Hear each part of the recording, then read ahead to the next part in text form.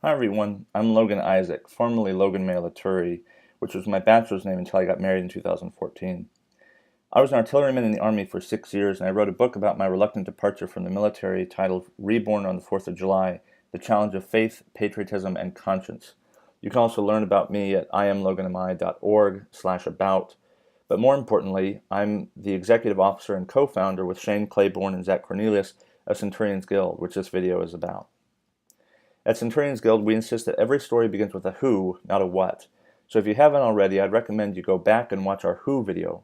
Who is important because Centurions Guild is all about Christian soldiers, a term loaded with all kinds of political and theological baggage. To conservatives, the term seems redundant, as though by saying one you necessarily imply the other. To progressives, however, the term is mutually exclusive. To be one prohibits being the other, as though the military itself is inherently evil. Each of these cases here are imaginary and rather unhelpful. American uniforms didn't exist when Jesus was alive, and John Wayne was never a soldier, even if he played one on many occasions. In reality, Christian soldiers are human beings. They're people whose stories are a subplot within the story of salvation history to which the church bears witness. To understand what a Christian soldier is, we must first understand who Christian soldiers have been in church history and who they are in our own context in the modern world. This is why I strongly recommend watching our Who video before proceeding, but I'm just going to assume that we all have. What the Guild has been has actually shifted some in the 8 years that we've been around. We were born in conversations and relationships between myself and Zach, and we quickly grew when other Christian soldiers started getting in touch with us for help in discerning God's call in their lives, which often came while they wore the uniform of a United States soldier, Marine, airman, or sailor. At first, we acted as a peer support network, talking amongst ourselves about what it meant to live for God and country in that order, having conversations that were difficult or impossible to find either in our military units or in our church communities. As we learned more about one another, we found that there were significant needs that many of us were having trouble getting met. So we started experimenting early on with grants and scholarships, a program we called Centurion's Purse. Those of us who were trusted as stewards of the money, however, found that it was not really our calling, although we may revisit the idea in the future. That experiment, though, put us in touch with a lot of really great people who shared our concern that the church wasn't thinking deeply enough about the intersection of faith and service. We felt called to something more like mentoring and spiritual direction, of taking responsibility for those who trusted us to help guide them in their journey to discover God's call in their lives. In 2015, we took some time to think critically about what we were. We began to realize that young men and women coming to us to divide moral burdens and receive theological guidance meant it was something they were not getting within their own faith communities. So rather than centralize our spiritual capital, we wanted to redistribute it. So we decided to shift our focus. It's important to note that our primary beneficiaries, those whose lives our work aims to improve, have always been and will always be Christian soldiers. But now, our target audience is actually clergy and ministry leaders who care for soldiers and veterans. We decided to refocus on education and advocacy in order to keep communities and relationships intact, to train Christian leaders to more meaningfully and effectively cultivate the spiritual growth of soldiers and veterans. So this slide will not be particularly interesting to anyone other than folks who've had to apply for tax-exempt status, but it is important nonetheless. The IRS has this complex taxonomy of charitable organizations that they call the NTEE codes. I mention this because we are neither a religious organization nor a veteran services organization.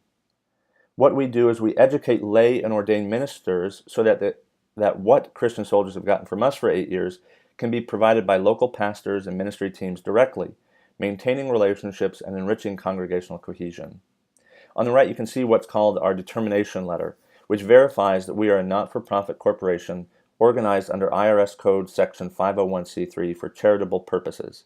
That means your support of money, materials, or time are all tax deductible.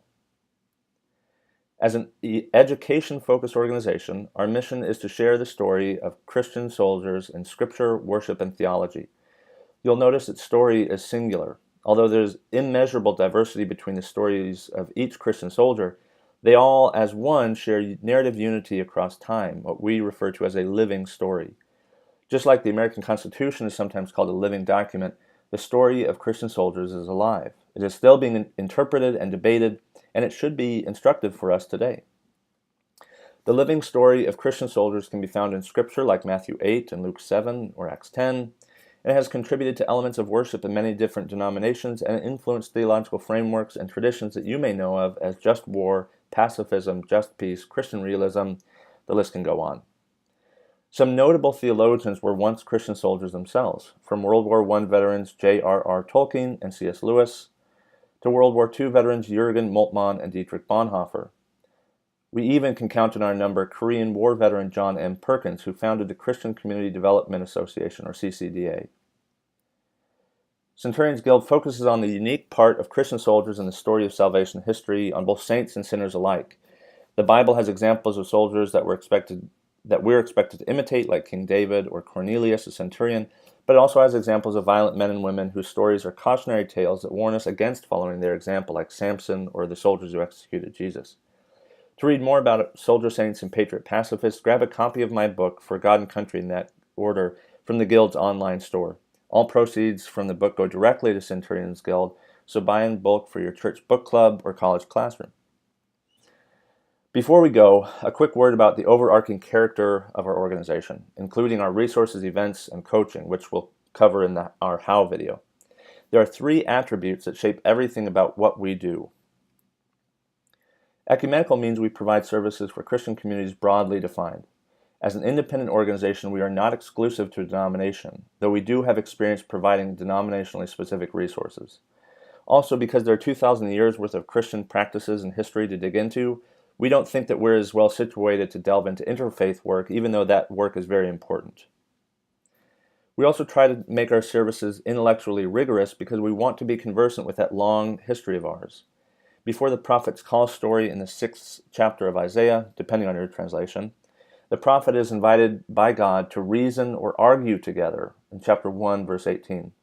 Engaging our minds helps Christian soldiers own our moral decisions, and we have found it can even decrease the prevalence of depression and moral wandering that often follows military service. By law, all nonprofits have to be politically nonpartisan, meaning they can't endorse a candidate for office or engage in lobbying activities, but we go the extra mile by remaining theologically nonpartisan. We find value in and honor everything from just war to pacifism alike, and we welcome soldiers at any point in the political and theological spectrums. So that's it. I hope this video has helped you understand what the Guild is and the kind of community we are. If you have any questions at all, please don't hesitate to be in touch. You can connect with us on our website, centurionsguild.org/connect, or through our many social media channels, and we've basically got a lock on the Centurions Guild handle or username. You can find us at places like Twitter. You can also find our page on Facebook. There's also a presence that we try to maintain on Instagram, though it can be a lot better. We also have an account on SoundCloud where you can find all of our audio resources, conference recordings, and other podcast-like material. Obviously, we're on YouTube where we try and have our videos posted. And finally, we do have a company page on LinkedIn, though I probably need to do a little bit of work to improve it. Finally, if you want to be in touch with us directly, you can email us at info@centurionsguild.org. But I just want to thank you for watching through to the end, and I look forward to being in conversation with you.